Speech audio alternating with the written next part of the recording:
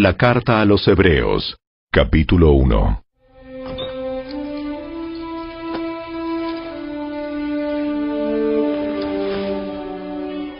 Hace mucho tiempo, Dios habló muchas veces y de diversas maneras a nuestros antepasados por medio de los profetas. Y ahora, en estos últimos días, nos ha hablado por medio de su Hijo. Dios le prometió todo al Hijo como herencia, y mediante el Hijo creó el universo. El Hijo irradia la gloria de Dios, y expresa el carácter mismo de Dios y sostiene todo con el gran poder de su palabra. Después de habernos limpiado de nuestros pecados, se sentó en el lugar de honor, a la derecha del majestuoso Dios en el cielo. Esto demuestra que el Hijo es muy superior a los ángeles, así como el nombre que Dios le dio es superior al nombre de ellos. Pues Dios nunca le dijo a ningún ángel lo que le dijo a Jesús. Tú eres mi Hijo. Hoy he llegado a ser tu Padre. Dios también dijo, yo seré su Padre, y él será mi Hijo. Además, cuando trajo a su Hijo Supremo al mundo, Dios dijo, que lo adoren todos los ángeles de Dios. Pero con respecto a los ángeles, Dios dice, Él envía a sus ángeles como los vientos, y a sus sirvientes como llamas de fuego. Pero al Hijo le dice, tu trono, oh Dios, permanece por siempre y para siempre. Tú gobiernas con un cetro de justicia. Amas la justicia y odias la maldad. Por eso, oh Dios, tu Dios te ha ungido derramando el aceite de alegría sobre ti más que sobre cualquier otro. También le dice al Hijo, Señor, en el principio echaste los cimientos de la tierra y con tus manos formaste los cielos. Ellos dejarán de existir, pero tú permaneces para siempre. Ellos se desgastarán como ropa vieja. Los doblarás como un manto y los desecharás como ropa usada. Pero tú siempre eres el mismo. Tú vivirás para siempre. Además, Dios nunca le dijo a ninguno de los ángeles, siéntate en el lugar de honor a mi derecha, hasta que humille a tus enemigos y los ponga por debajo de tus pies. Por lo tanto, los ángeles solo son sirvientes, espíritus enviados para cuidar a quienes heredarán la salvación.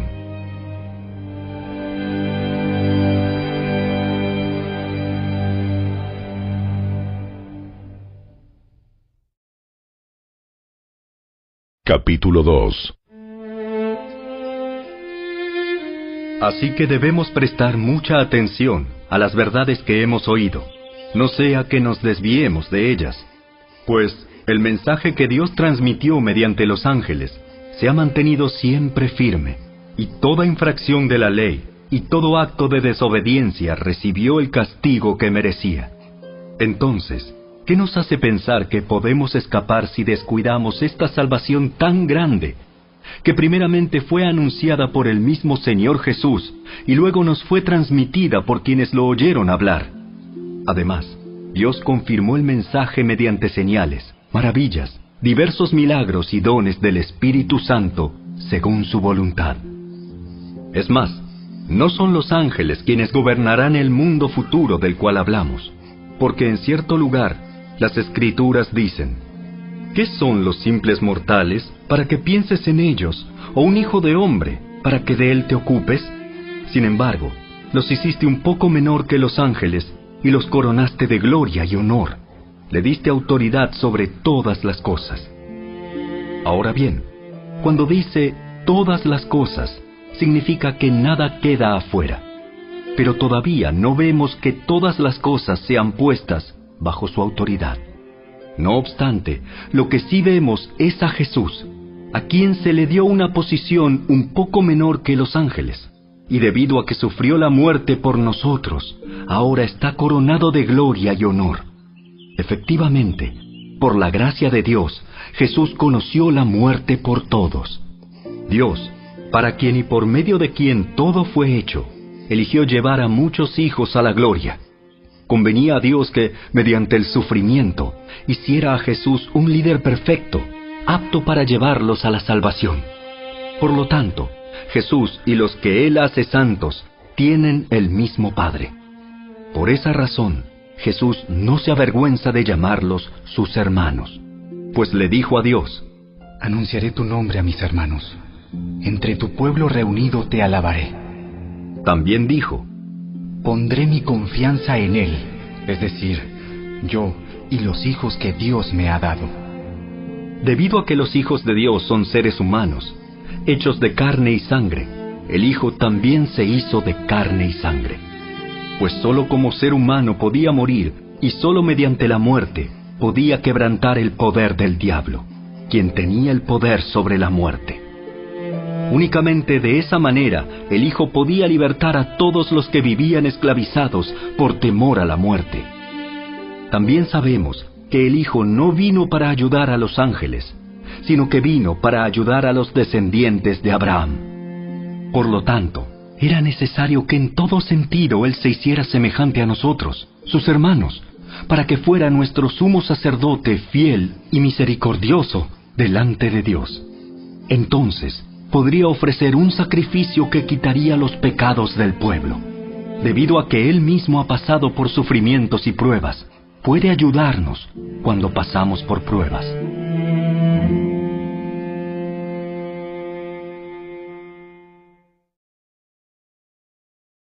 Capítulo 3.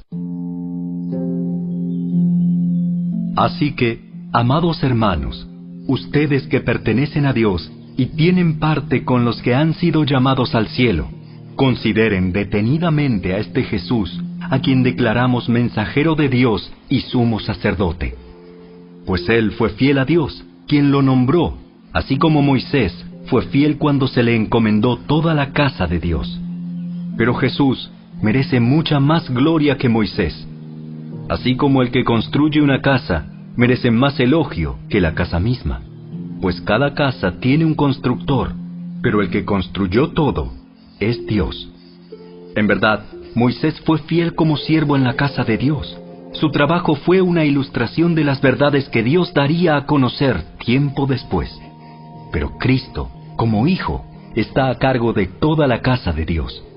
Y nosotros somos la casa de Dios si nos armamos de valor y permanecemos confiados en nuestra esperanza en Cristo. Por eso, el Espíritu Santo dice: cuando oigan hoy su voz, no endurezcan el corazón como lo hicieron los israelitas cuando se rebelaron, aquel día que me pusieron a prueba en el desierto. Allí sus antepasados me tentaron y pusieron a prueba mi paciencia, a pesar de haber visto mis milagros durante 40 años. Por eso estuve enojado con ellos y dije: su corazón siempre se aleja de mí, rehúsan hacer lo que les digo. Así que en mi enojo juré: ellos nunca entrarán en mi lugar de descanso. Por lo tanto, amados hermanos, cuidado. Asegúrense de que ninguno de ustedes tenga un corazón maligno e incrédulo que los aleje del Dios vivo. Adviértanse unos a otros todos los días mientras dure ese hoy, para que ninguno sea engañado por el pecado y se endurezca contra Dios. Pues si somos fieles hasta el fin, confiando en Dios con la misma firmeza que teníamos al principio, cuando creímos en Él, entonces tendremos parte en todo lo que le pertenece a Cristo. Recuerden lo que dice: cuando oigan hoy su voz, no endurezcan el corazón como lo hicieron los israelitas cuando se rebelaron. ¿Y quiénes fueron los que se rebelaron contra Dios a pesar de haber oído su voz? ¿No fue acaso el pueblo que salió de Egipto guiado por Moisés? ¿Y quiénes hicieron enojar a Dios durante 40 años? ¿Acaso no fueron los que pecaron, cuyos cadáveres quedaron tirados en el desierto? ¿Y a quiénes hablaba Dios cuando juró que jamás entrarían en su descanso? ¿Acaso no fue a los que lo desobedecieron? Como vemos, ellos no pudieron entrar en el descanso de Dios a causa de su incredulidad.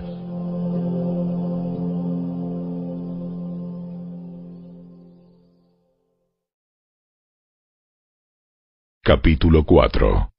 Todavía sigue vigente la promesa que hizo Dios de entrar en su descanso. Por lo tanto, debemos temblar de miedo ante la idea de que alguno de ustedes no llegue a alcanzarlo. Pues esta buena noticia del descanso que Dios ha preparado se nos ha anunciado tanto a ellos como a nosotros. Pero a ellos no les sirvió de nada porque no tuvieron la fe de los que escucharon a Dios. Pues solo los que creemos podemos entrar en su descanso. En cuanto a los demás, Dios dijo: En mi enojo juré, ellos nunca entrarán en mi lugar de descanso.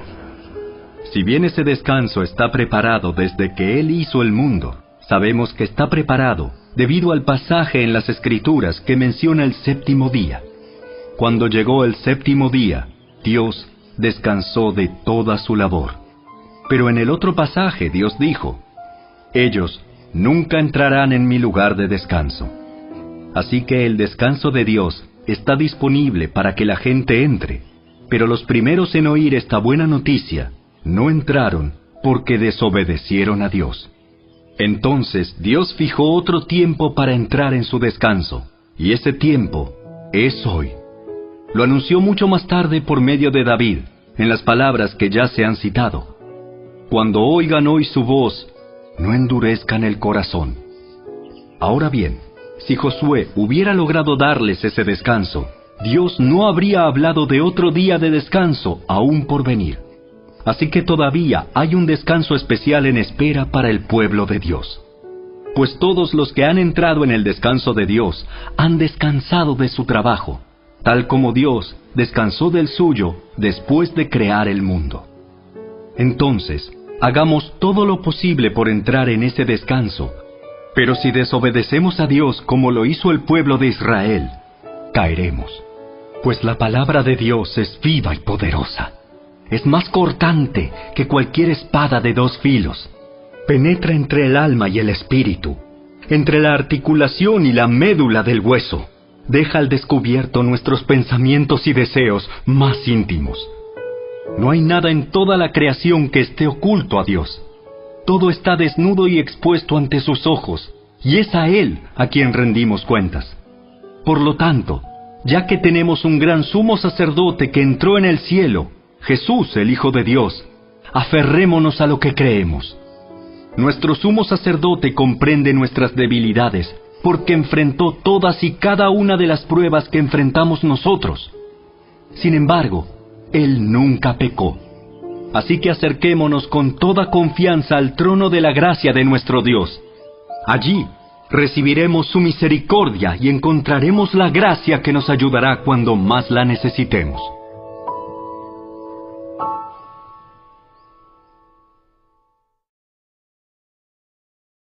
Capítulo 5. Todo sumo sacerdote es un hombre escogido para representar a otras personas en su trato con Dios. Él presenta a Dios las ofrendas de esas personas y ofrece sacrificios por los pecados. Y puede tratar con paciencia a los ignorantes y descarriados, porque él también está sujeto a las mismas debilidades. Por esa razón, debe ofrecer sacrificios tanto por sus propios pecados como por los del pueblo. Y nadie puede llegar a ser sumo sacerdote solo porque desee tener ese honor. Tiene que ser llamado por Dios para ese trabajo, como sucedió con Aarón. Por eso, Cristo no se honró a sí mismo haciéndose sumo sacerdote, sino que fue elegido por Dios, quien le dijo: Tú eres mi hijo. Hoy he llegado a ser tu padre. Y en otro pasaje, Dios le dijo: Tú eres sacerdote para siempre, según el orden de Melquisedec. Mientras estuvo aquí en la tierra, Jesús ofreció oraciones y súplicas con gran clamor y lágrimas al que podía rescatarlo de la muerte. Y Dios oyó sus oraciones por la gran reverencia que Jesús le tenía. Aunque era hijo de Dios, Jesús aprendió obediencia por las cosas que sufrió. De ese modo, Dios lo hizo apto para ser el sumo sacerdote perfecto, y Jesús llegó a ser la fuente de salvación eterna para todos los que le obedecen. Y Dios lo designó sumo sacerdote según el orden de Melquisedec. Nos gustaría decir mucho más sobre este tema, pero es difícil de explicar, sobre todo porque ustedes Son torpes espiritualmente y tal parece que no escuchan. Hace tanto que son creyentes que ya deberían estar enseñando a otros. En cambio, necesitan que alguien vuelva a enseñarles las cosas básicas de la palabra de Dios. Son como niños pequeños que necesitan leche y no pueden comer alimento sólido, pues el que se alimenta de leche sigue siendo bebé y no sabe cómo hacer lo correcto. El alimento sólido es para los que son maduros, los que a fuerza de práctica están capacitados para distinguir entre lo bueno y lo malo.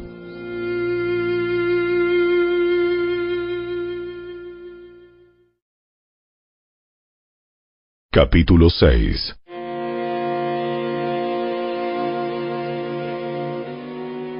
Así que dejemos de repasar una y otra vez las enseñanzas elementales acerca de Cristo. Por el contrario, sigamos adelante hasta llegar a ser maduros en nuestro entendimiento. No puede ser que tengamos que comenzar de nuevo con los importantes cimientos acerca del arrepentimiento de las malas acciones y de tener fe en Dios. Ustedes tampoco necesitan más enseñanza acerca de los bautismos, la imposición de manos, la resurrección de los muertos y el juicio eterno. Así que, si Dios quiere, avanzaremos hacia un mayor entendimiento, pues es imposible lograr que vuelvan a arrepentirse los que una vez fueron iluminados, aquellos que experimentaron las cosas buenas del cielo y fueron partícipes del Espíritu Santo, que saborearon la bondad de la palabra de Dios y el poder del mundo venidero, y que luego se alejan de Dios. Es imposible lograr que esas personas vuelvan a arrepentirse. Al rechazar al Hijo de Dios, ellos mismos lo clavan otra vez en la cruz y lo exponen a la vergüenza pública. Cuando la tierra se empapa de la lluvia que cae y produce una buena cosecha para el agricultor, recibe la bendición de Dios.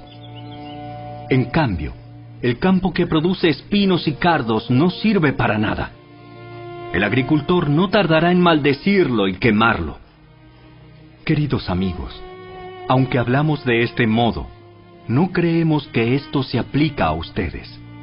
Estamos convencidos de que ustedes están destinados para cosas mejores, las cuales vienen con la salvación. Pues Dios no es injusto. No olvidará con cuánto esfuerzo han trabajado para Él y cómo han demostrado su amor por Él, sirviendo a otros creyentes como todavía lo hacen. Nuestro gran deseo es que sigan amando a los demás mientras tengan vida, para asegurarse de que lo que esperan se hará realidad. Entonces, no se volverán torpes ni indiferentes espiritualmente. En cambio, seguirán el ejemplo de quienes gracias a su fe y perseverancia heredarán las promesas de Dios. Por ejemplo, estaba la promesa que Dios le hizo a Abraham. Como no existía nadie superior a Dios por quien jurar, Dios juró por su propio nombre, diciendo: Ciertamente te bendeciré y multiplicaré tu descendencia hasta que sea incontable. Entonces Abraham esperó con paciencia y recibió lo que Dios le había prometido. Ahora bien, cuando las personas hacen un juramento, invocan a alguien superior a ellas para obligarse a cumplirlo. Y no cabe ninguna duda de que ese juramento conlleva una obligación. Dios también se comprometió mediante un juramento para que los que recibieran la promesa pudieran estar totalmente seguros de que Él jamás cambiaría de parecer. Así que Dios ha hecho ambas cosas, la promesa y el juramento. Estas dos cosas no pueden cambiar, porque es imposible que Dios mienta. Por lo tanto, los que hemos acudido a Él en busca de refugio, podemos estar bien confiados aferrándonos a la esperanza que está delante de nosotros. Esta esperanza es un ancla firme y confiable para el alma. Nos conduce a través de la cortina al santuario interior de Dios. Jesús ya entró allí por nosotros. Él ha llegado a ser nuestro eterno sumo sacerdote, según el orden de Melquisedec.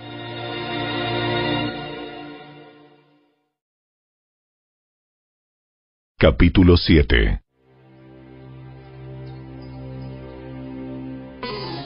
Este Melquisedec fue rey de la ciudad de Salem y también sacerdote del Dios Altísimo. Cuando Abraham regresaba triunfante de una gran batalla contra los reyes, Melquisedec salió a su encuentro y lo bendijo. Después Abraham tomó la 10ª parte de todo lo que había capturado en la batalla y se la dio a Melquisedec. El nombre Melquisedec significa Rey de Justicia, y Rey de Salem significa Rey de Paz.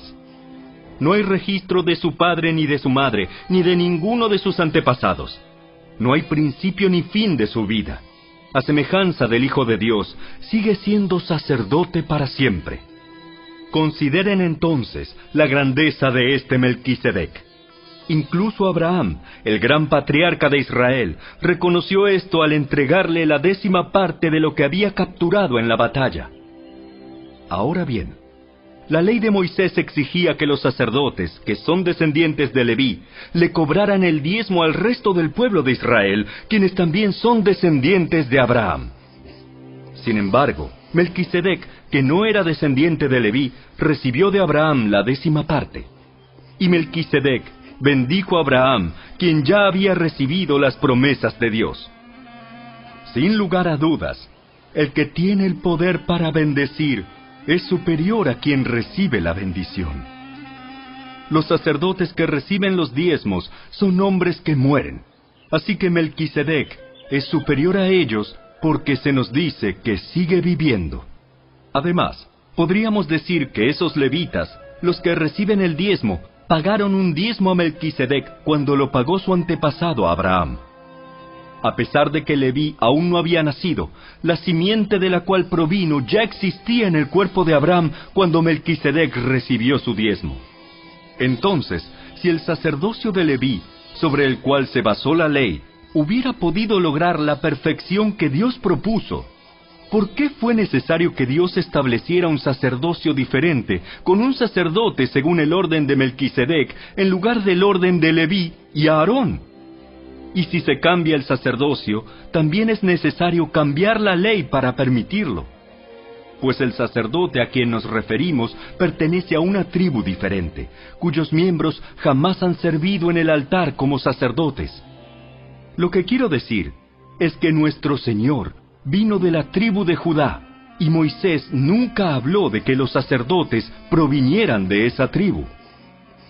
Ese cambio resulta aún más evidente, ya que ha surgido un sacerdote diferente, quien es como Melquisedec.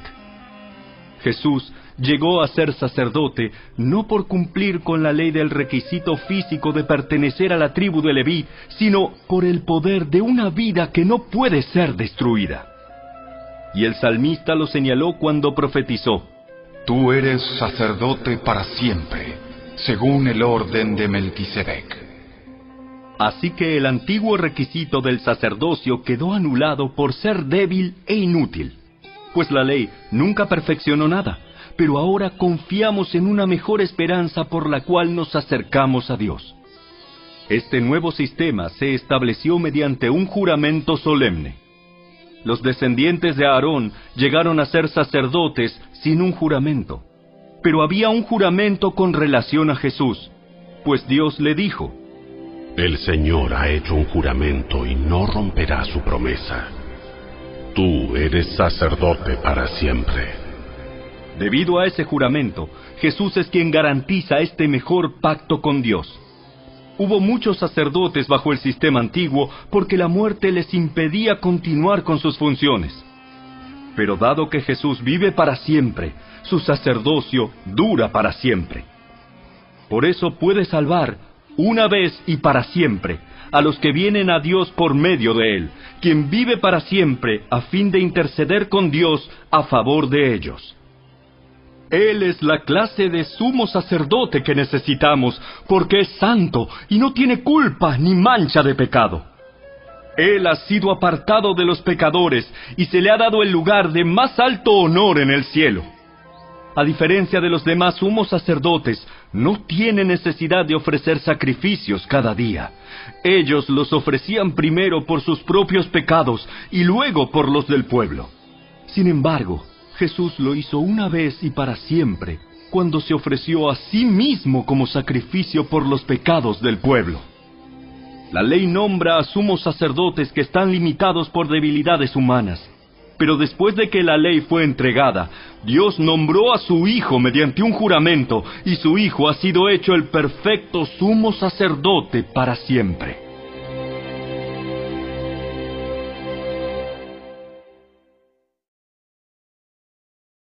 Capítulo 8. El punto principal es el siguiente.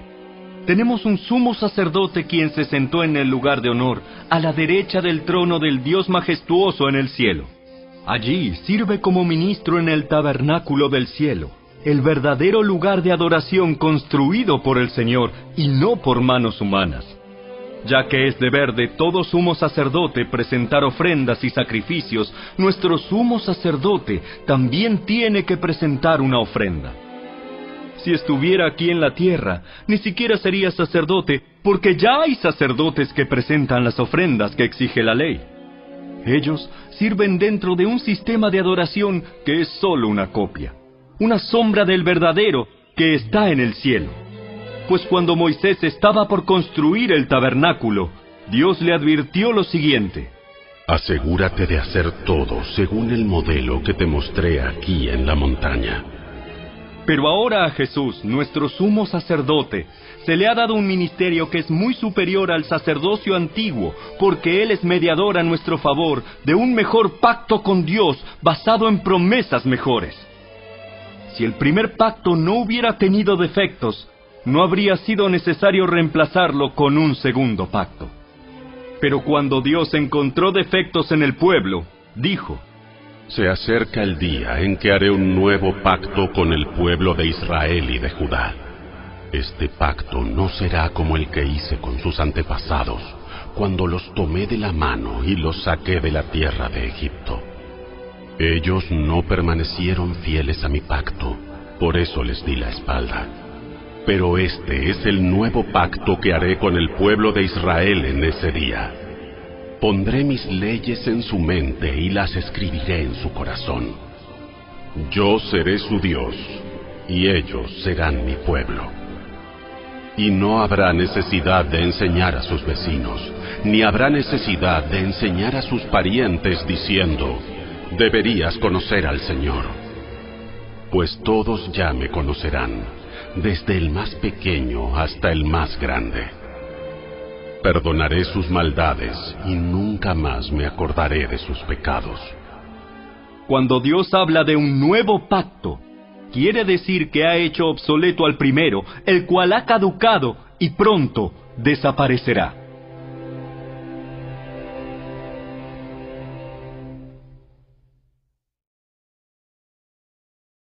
Capítulo 9. Ese primer pacto entre Dios e Israel incluía ordenanzas para la adoración y un lugar de culto aquí, en la tierra. Ese tabernáculo estaba formado por 2 salas. En la primera sala había un candelabro, una mesa y los panes consagrados sobre ella. Esta sala se llamaba Lugar Santo. Luego había una cortina detrás de la cual se encontraba la segunda sala, llamada Lugar Santísimo. En esa sala había un altar de oro para el incienso y un cofre de madera conocido como el Arca del Pacto, el cual estaba totalmente cubierto de oro. Dentro del arca había un recipiente de oro que contenía el maná, la vara de Aarón a la que le habían salido hojas y las tablas del pacto que eran de piedra. Por encima del arca estaban los querubines de la gloria divina, cuyas alas se extendían sobre la tapa del arca, es decir, el lugar de la expiación. Pero ahora no podemos explicar estas cosas en detalle. Cuando estos elementos estaban en su lugar, los sacerdotes entraban con regularidad en la primera sala durante el cumplimiento de sus deberes religiosos. Pero solo el sumo sacerdote entraba en el lugar santísimo y lo hacía una sola vez al año. Y siempre ofrecía sangre por sus propios pecados y por los pecados que el pueblo cometía por ignorancia. Mediante esas ordenanzas, el Espíritu Santo daba a entender que la entrada al lugar santísimo no estaba abierta a todos, en tanto siguiera en pie el tabernáculo y el sistema que representaba. Esta es una ilustración que apunta al tiempo presente. pues las ofrendas y los sacrificios que ofrecen los sacerdotes no pueden limpiar la conciencia de las personas que los traen. Pues ese sistema antiguo solo consiste en alimentos, bebidas y diversas ceremonias de purificación, es decir, ordenanzas externas que permanecieron vigentes solo hasta que se estableció un sistema mejor. Entonces Cristo ahora ha llegado a ser el sumo sacerdote por sobre todas las cosas buenas que han venido. Él entró en ese tabernáculo superior y más perfecto que está en el cielo, el cual no fue hecho por manos humanas ni forma parte del mundo creado. Con su propia sangre, no con la sangre de cabras ni de becerros, entró en el lugar santísimo una sola vez y para siempre, y aseguró nuestra redención eterna. Bajo el sistema antiguo, la sangre de cabras y toros y las cenizas de una novilla podían limpiar el cuerpo de las personas que estaban ceremonialmente impuras. Imagínense cuánto más la sangre de Cristo nos purificará la conciencia de acciones pecaminosas para que adoremos al Dios viviente. Pues por el poder del Espíritu Eterno, Cristo se ofreció a sí mismo a Dios como sacrificio perfecto por nuestros pecados. Por eso Él es el mediador de un nuevo pacto entre Dios y la gente, para que todos los que son llamados puedan recibir la herencia eterna que Dios les ha prometido. Pues Cristo murió para librarlos del castigo por los pecados que habían cometido bajo ese primer pacto. Ahora bien, cuando alguien deja un testamento, es necesario comprobar que la persona que lo hizo ha muerto. El testamento solo entra en vigencia después de la muerte de la persona. Mientras viva el que lo hizo, el testamento no puede entrar en vigencia. Por eso, aún el primer pacto fue puesto en vigencia con la sangre de un animal. Pues después de que Moisés había leído cada uno de los mandamientos de Dios a todo el pueblo, tomó la sangre de los becerros y las cabras junto con agua y roció tanto el libro de la ley de Dios como a todo el pueblo con ramas de hisopo y lana de color escarlata. Entonces dijo: Esta sangre confirma el pacto que Dios ha hecho con ustedes. De la misma manera, roció con la sangre el tabernáculo y todo lo que se usaba para adorar a Dios. De hecho, según la ley de Moisés, casi todo se purificaba con sangre, porque sin derramamiento de sangre no hay perdón. Por esa razón, el tabernáculo y todo lo que en él había, que eran copias de las cosas del cielo, debían ser purificados mediante la sangre de animales. Pero las cosas verdaderas del cielo debían ser purificadas mediante sacrificios superiores a la sangre de animales. Pues Cristo no entró en un lugar santo hecho por manos humanas, que era solo una copia del verdadero que está en el cielo. Él entró en el cielo mismo para presentarse ahora delante de Dios a favor de nosotros. Y no entró en el cielo para ofrecerse a sí mismo una y otra vez, como lo hace el sumo sacerdote aquí en la tierra, que entra en el lugar santísimo año tras año con la sangre de un animal. Si eso hubiera sido necesario, Cristo tendría que haber sufrido la muerte una y otra vez desde el principio del mundo. Pero ahora, en el fin de los tiempos, Cristo se presentó una sola vez y para siempre, para quitar el pecado mediante su propia muerte en sacrificio. Y así como cada persona está destinada a morir una sola vez y después vendrá el juicio, así también Cristo fue ofrecido una sola vez y para siempre, a fin de quitar los pecados de muchas personas. Cristo vendrá otra vez, no para ocuparse de nuestros pecados, sino para traer salvación a todos los que esperan con anhelo su venida.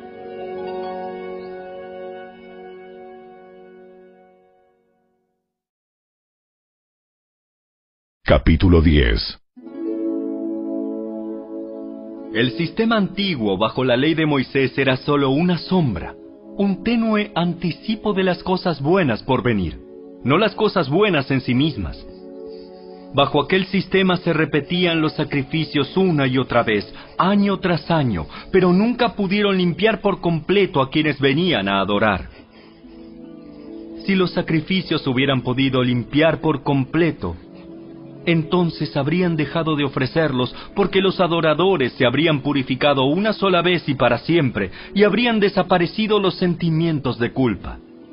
Pero en realidad, esos sacrificios les recordaban sus pecados año tras año, pues no es posible que la sangre de los toros y las cabras quite los pecados.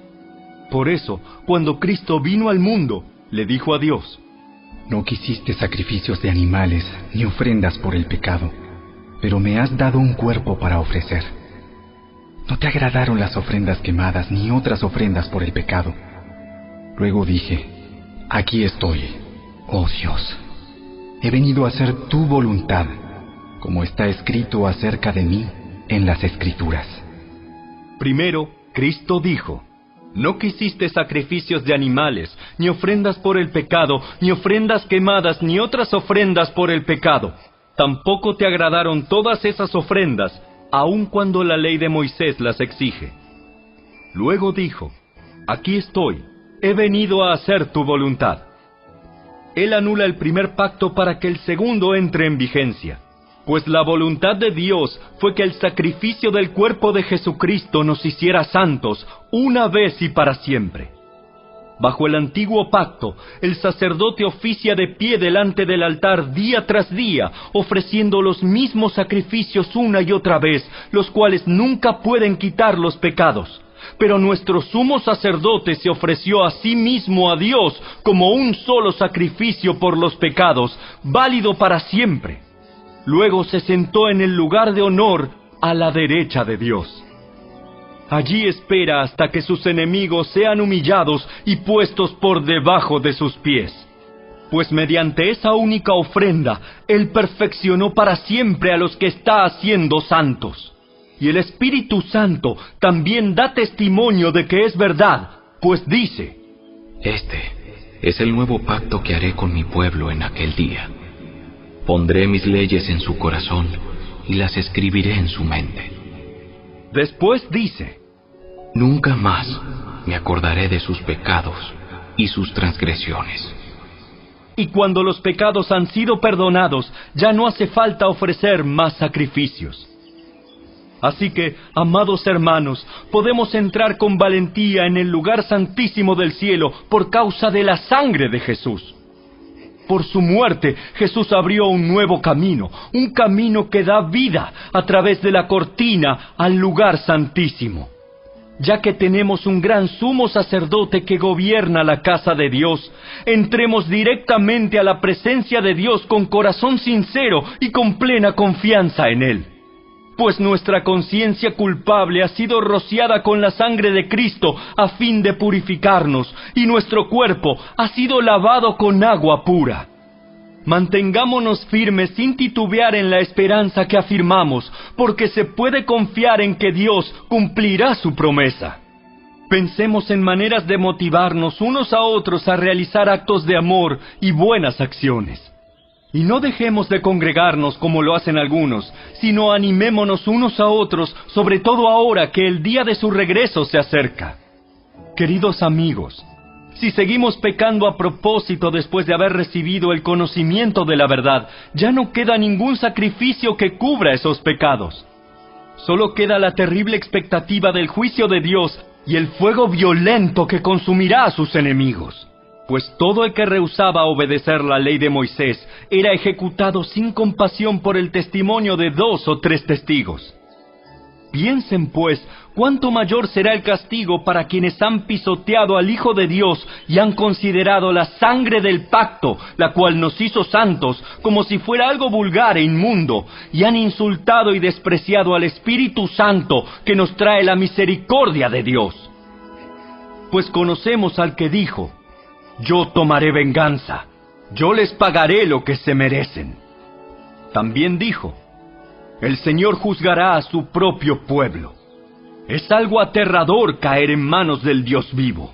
Acuérdense de los primeros tiempos cuando recién aprendían acerca de Cristo. Recuerden cómo permanecieron fieles aunque tuvieron que soportar terrible sufrimiento. Algunas veces los ponían en ridículo públicamente y los golpeaban. Otras veces ustedes ayudaban a los que pasaban por lo mismo. sufrieron junto con los que fueron metidos en la cárcel, y cuando a ustedes les quitaron todos sus bienes, lo aceptaron con alegría. Sabían que en el futuro les esperaban cosas mejores que durarán para siempre. Por lo tanto, no desechen la firme confianza que tienen en el Señor. Tengan presente la gran recompensa que les traerá. Perseverar con paciencia es lo que necesitan ahora para seguir haciendo la voluntad de Dios. Entonces recibirán todo lo que Él ha prometido. Pues dentro de muy poco tiempo, aquel que viene vendrá sin demorarse. Mis juicios vivirán por la fe, pero no me complaceré con nadie que se aleje. Pero nosotros no somos de los que se apartan de Dios hacia su propia destrucción. Somos los fieles, y nuestras almas serán salvas.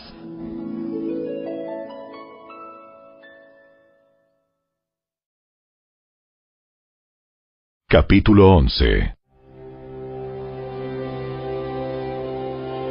La fe es la confianza de que en verdad sucederá lo que esperamos. Es lo que nos da la certeza de las cosas que no podemos ver. Por su fe, la gente de antaño gozó de una buena reputación. Por la fe entendemos que todo el universo fue formado por orden de Dios, de modo que lo que ahora vemos no vino de cosas visibles. Fue por la fe que Abel presentó a Dios una ofrenda más aceptable que la que presentó Caín. La ofrenda de Abel demostró que era un hombre justo, y Dios aprobó sus ofrendas. Aunque Abel murió hace mucho tiempo, todavía nos habla por su ejemplo de fe. Fue por la fe que Enoc ascendió al cielo sin morir. Desapareció porque Dios se lo llevó. Pues antes de ser llevado, lo conocían como una persona que agradaba a Dios. De hecho, sin fe es imposible agradar a Dios. Todo el que desea acercarse a Dios debe creer que Él existe y que Él recompensa a los que lo buscan con sinceridad. Fue por la fe que Noé construyó un barco grande para salvar a su familia del diluvio en obediencia a Dios, quien le advirtió de cosas que nunca antes habían sucedido. Por su fe, Noé condenó al resto del mundo y recibió la justicia que viene por la fe. Fue por la fe que Abraham obedeció cuando Dios lo llamó para que dejara su tierra y fuera a otra que él le daría por herencia. Se fue sin saber a dónde iba. Incluso cuando llegó a la tierra que Dios le había prometido, vivió allí por fe, pues era como un extranjero que vive en carpas. Lo mismo hicieron Isaac y Jacob, quienes heredaron la misma promesa. Abraham esperaba con confianza una ciudad de cimientos eternos, una ciudad diseñada y construida por Dios. Fue por la fe que hasta Sara pudo tener un hijo, a pesar de ser estéril y demasiado anciana. Ella creyó que Dios cumpliría su promesa. Así que una nación entera provino de este solo hombre, quien estaba casi muerto en cuanto a tener hijos. Una nación con tantos habitantes que como las estrellas de los cielos y la arena de la orilla del mar es imposible contar. Todas estas personas murieron aún creyendo lo que Dios les había prometido. Y aunque no recibieron lo prometido, lo vieron desde lejos y lo aceptaron con gusto. Coincidieron en que eran extranjeros y nómadas aquí en este mundo. Es obvio que quienes se expresan así esperan tener su propio país. Si hubieran añorado el país del que salieron, bien podrían haber regresado. Sin embargo, buscaban un lugar mejor, una patria celestial. Por eso, Dios no se avergüenza de ser llamado el Dios de ellos, pues les ha preparado una ciudad. Fue por la fe que Abraham ofreció a Isaac en sacrificio cuando Dios lo puso a prueba.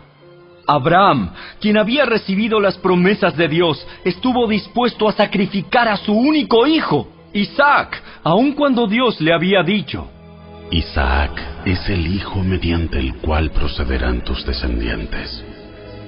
Abraham llegó a la conclusión de que si Isaac moría, Dios tenía el poder para volverlo a la vida, y en cierto sentido, Abraham recibió de vuelta a su hijo de entre los muertos. Fue por la fe que Isaac prometió a sus hijos Jacob y Esaú bendiciones para el futuro. Fue por la fe que Jacob, cuando ya era anciano y estaba por morir, bendijo a cada uno de los hijos de José y se inclinó para adorar, apoyado en su vara. Fue por la fe que José, cuando iba a morir, declaró con confianza que el pueblo de Israel saldría de Egipto. Incluso les mandó que se llevaran sus huesos cuando ellos salieran. Fue por la fe que cuando nació Moisés, sus padres lo escondieron durante 3 meses. Vieron que Dios les había dado un hijo fuera de lo común y no tuvieron temor de desobedecer la orden del rey. Fue por la fe que Moisés, cuando ya fue adulto, rehusó llamarse hijo de la hija del faraón. Prefirió ser maltratado con el pueblo de Dios a disfrutar de los placeres momentáneos del pecado. Consideró que era mejor sufrir por causa de Cristo que poseer los tesoros de Egipto, pues tenía la mirada puesta en la gran recompensa que recibiría. Fue por la fe que Moisés salió de la tierra de Egipto sin temer el enojo del rey. Siguió firme en su camino porque tenía los ojos puestos en el invisible. Fue por la fe que Moisés ordenó que el pueblo de Israel celebrara la Pascua y rociara con sangre los marcos de las puertas para que el ángel de la muerte no matara a ninguno de sus primeros hijos varones. Fue por la fe que el pueblo de Israel atravesó el Mar Rojo como si estuviera pisando tierra seca. Pero cuando los egipcios intentaron seguirlos, murieron todos ahogados. Fue por la fe que el pueblo de Israel marchó alrededor de Jericó durante 7 días y las murallas se derrumbaron. Fue por la fe que Rahab, la prostituta, no fue destruida junto con los habitantes de su ciudad que se negaron a obedecer a Dios, pues ella había recibido en paz a los espías. ¿Cuánto más les tengo que decir? Se necesitaría demasiado tiempo para contarles acerca de la fe de Gedeón, Barak, Sansón, Jefté, David, Samuel y todos los profetas. Por la fe, esas personas conquistaron reinos, gobernaron con justicia y recibieron lo que Dios les había prometido. Cerraron bocas de leones, apagaron llamas de fuego y escaparon de morir a filo de espada. Su debilidad se convirtió en fortaleza. Llegaron a ser poderosos en batalla e hicieron huir a ejércitos enteros. Hubo mujeres que recibieron otra vez con vida a sus seres queridos que habían muerto. Sin embargo, otros fueron torturados porque rechazaron negar a Dios a cambio de la libertad. Ellos pusieron su esperanza en una vida mejor que viene después de la resurrección. Algunos fueron ridiculizados y sus espaldas fueron laceradas con látigos. Otros fueron encadenados en prisiones. Algunos murieron apedreados. A otros los cortaron por la mitad con una sierra y a otros los mataron a espada. Algunos anduvieron vestidos con pieles de ovejas y cabras, desposeídos y oprimidos y maltratados. Este mundo no era digno de ellos. Vagaron por desiertos y montañas, se escondieron en cuevas y hoyos de la tierra. Debido a su fe, todas esas personas gozaron de una buena reputación, aunque ninguno recibió todo lo que Dios le había prometido. Pues Dios tenía preparado algo mejor para nosotros, de modo que ellos no llegaran a la perfección sin nosotros.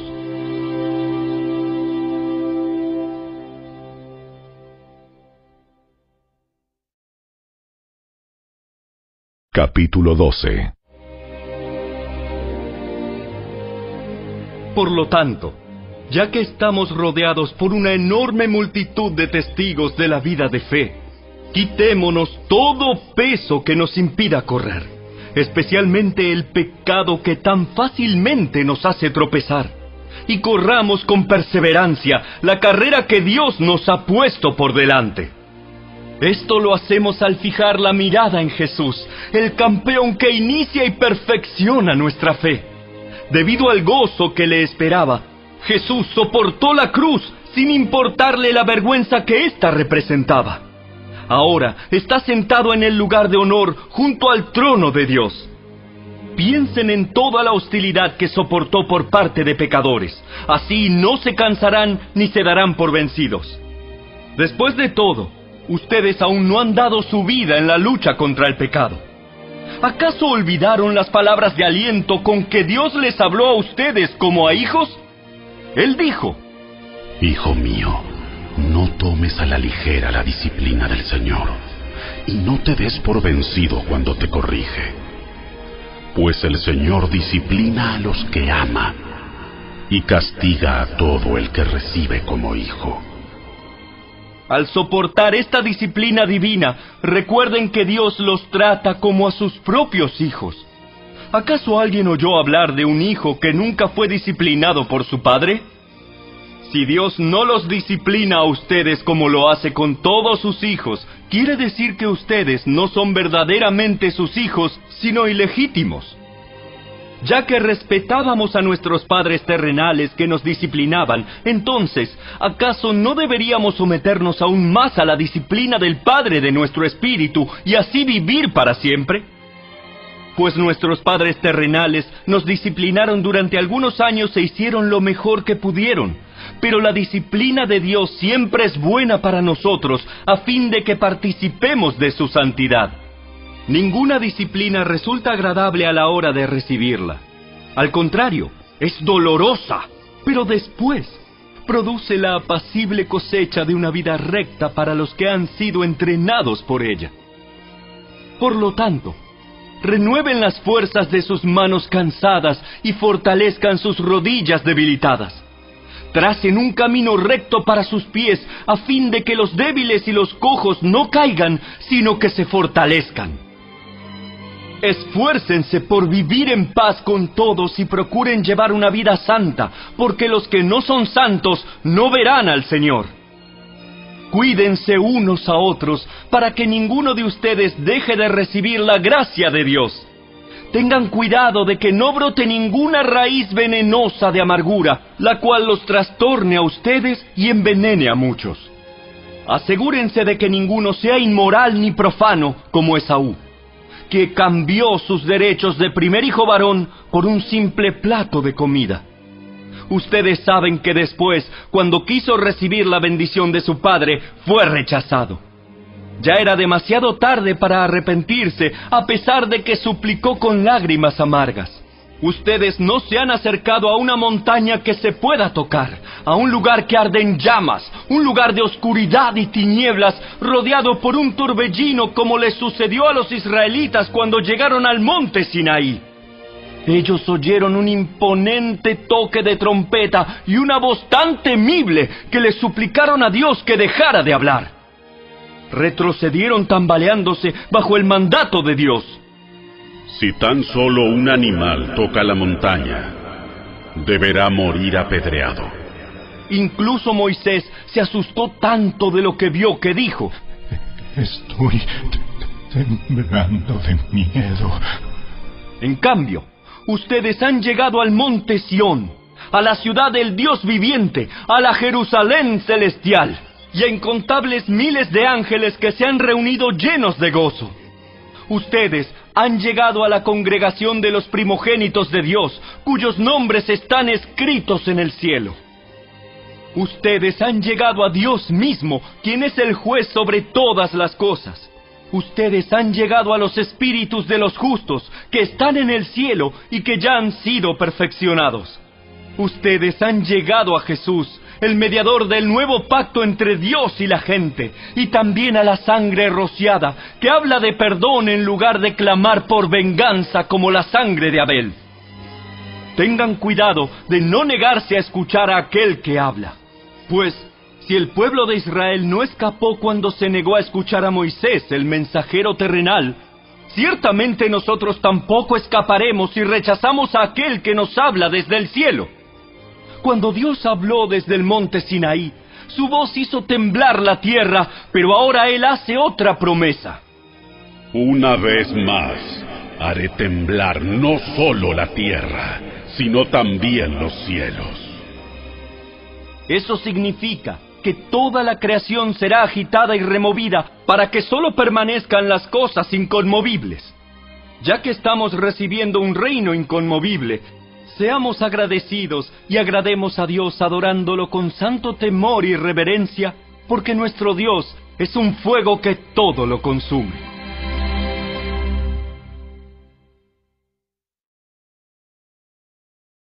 Capítulo 13.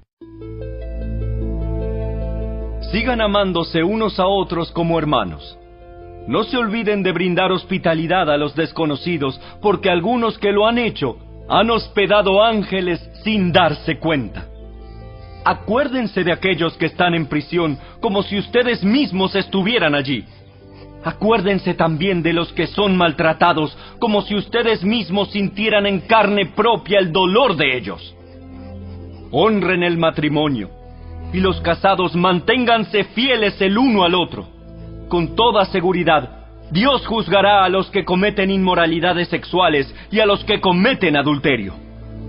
No amen el dinero, estén contentos con lo que tienen, pues Dios ha dicho: nunca te fallaré, jamás te abandonaré. Así que podemos decir con toda confianza: el Señor es quien me ayuda, por tanto no temeré. ¿Qué me puede hacer un simple mortal? Acuérdense de los líderes que les enseñaron la palabra de Dios. Piensen en todo lo bueno que haya resultado de su vida y sigan el ejemplo de su fe. Jesucristo es el mismo ayer, hoy y siempre. Así que no se dejen cautivar por ideas nuevas y extrañas. Su fortaleza espiritual proviene de la gracia de Dios y no depende de reglas sobre los alimentos que de nada sirven a quienes las siguen. Tenemos un altar del cual los sacerdotes del tabernáculo no tienen derecho a comer. Bajo el sistema antiguo, el sumo sacerdote llevaba la sangre de los animales al lugar santo como sacrificio por el pecado, y los cuerpos de esos animales se quemaban fuera del campamento. De igual manera, Jesús sufrió y murió fuera de las puertas de la ciudad para hacer santo a su pueblo mediante su propia sangre. Entonces, salgamos al encuentro de Jesús, fuera del campamento, y llevemos la deshonra que Él llevó. Pues este mundo no es nuestro hogar permanente. Esperamos el hogar futuro.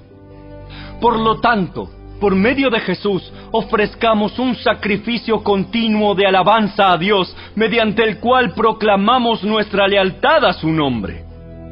Y no se olviden de hacer el bien, ni de compartir lo que tienen con quienes pasan necesidad. Estos son los sacrificios que le agradan a Dios. Obedezcan a sus líderes espirituales y hagan lo que ellos dicen. Su tarea es cuidar el alma de ustedes y tienen que rendir cuentas a Dios. Denles motivos para que la hagan con alegría y no con dolor. Esto último ciertamente no los beneficiará a ustedes. Oren por nosotros, pues tenemos la conciencia limpia y deseamos comportarnos con integridad en todo lo que hacemos. Y oren especialmente para que pueda regresar a verlos pronto. Y ahora que el Dios de paz, quien levantó de entre los muertos a nuestro Señor Jesús, el gran pastor de las ovejas, y que ratificó un pacto eterno con su sangre, los capacite con todo lo que necesiten para hacer su voluntad. Que Él produzca en ustedes, mediante el poder de Jesucristo, todo lo bueno que a Él le agrada. A Él sea toda la gloria por siempre y para siempre. Amén. Les ruego, amados hermanos, que hagan caso a lo que les escribí en esta breve exhortación. Quiero que sepan que nuestro hermano Timoteo ya salió de la cárcel. Si llega pronto, lo llevaré conmigo cuando vaya a verlos. Saluden a todos los líderes y a todos los creyentes que están allí. Los creyentes de Italia les envían sus saludos. Que la gracia de Dios sea con todos ustedes.